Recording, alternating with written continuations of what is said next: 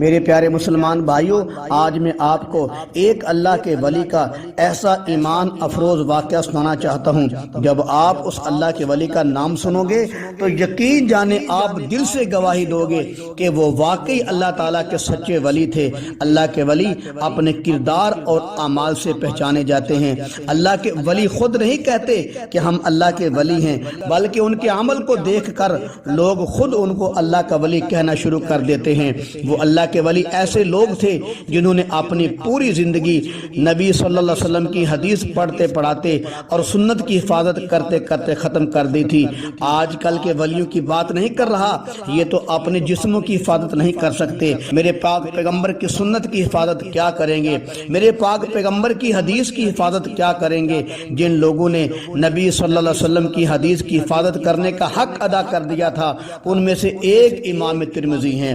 آج میں امام ترمذی کی بات کرنے لگا ہوں، توجہ فرمائیں، دیکھیں کہ وہ کتنے بڑے اللہ کے ولی تھے اور حدیث مبارکہ بیان کرنے کے لیے کتنی احتیاط کیا کرتے تھے۔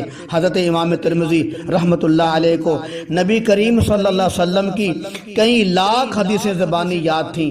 حضرت صاحب ایک مرتبہ اپنے ساتھیوں سمیت کہیں سفر پر جا رہے تھے۔ اس وقت امام ترمذی رحمت اللہ تعالی علیہ نبینے ہو چکے تھے۔ امام صاحب خود ایک اونٹنی پر سوار تھے، تو ایک جگہ جا کر امام صاحب نے بغیر کسی وجہ کے تھوڑا سا اپنا سر مبارک نیچے کیا، پھر چل دیے۔ شاگرد یہ منظر دیکھ کر بڑے حیران ہوئے اور عرض کیا، حضرت صاحب اس جگہ پر آپ نے اپنا سر مبارک نیچے کیوں کیا ہے؟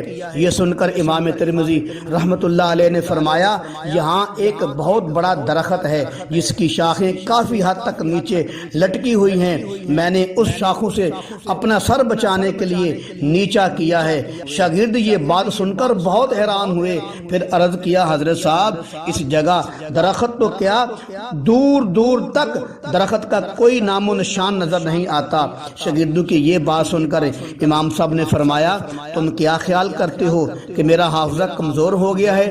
پھر امام ترمذی رحمت اللہ تعالی علیہ نے فرمایا، جاؤ یہاں کے ارد گرد کے لوگوں سے پوچھو اس جگہ پر کوئی درخت تھا کہ نہیں۔ اگر لوگ کہہ دیں کہ کوئی درخت نہیں تھا تو سن لو میرا حافظہ کمزور ہو چکا ہے، آئندہ میں نبی کی حدیث بیان نہیں کروں گا، میں نبی کی حدیث بیان کرنے کے قابل نہیں رہا۔ اور اگر لوگ کہہ دیں کہ اس جگہ پر درخت تھا تو کائنات میں سب سے بڑھ کر مجھے خوشی ہوگی کہ میں ابھی بھی نبی کی حدیث بیان کرنے کے قابل ہوں۔ استاد محترم کی یہ بات سن کر شاگرد جو تھے دور دور ڈیروں پر گئے، جوانوں اور بوڑھوں سے پوچھا کہ فلاں جگہ پر کوئی درخت تھا؟ تو وہاں کے بوڑھوں نے بتایا، ہاں وہاں ایک درخت تھا، بہت بڑا درخت تھا جس کی شاخیں کافی نیچے لٹکی ہوئی تھیں، اور آج سے تقریباً 12 سال قبل اس کو کاٹ دیا گیا ہے۔ شاگرد بوڑھوں کی بات سن کر اور اپنے استاد محترم کا حافظہ دیکھ کر ورطہ حیرت میں ڈوب گئے اور اپنے استاد محترم کو اور زیادہ پیار محبت کی نگاہ سے دیکھنے لگے۔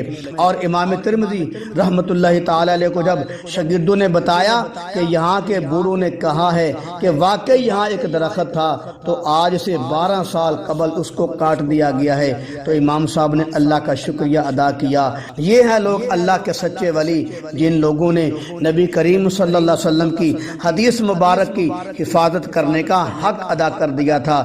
انہوں نے نبی کی باتوں کا احترام کیا اور آج تک دنیا ان کے ناموں کا احترام کرتی ہے اور انشاءاللہ العزیز قیامت تک کرتی رہے گی۔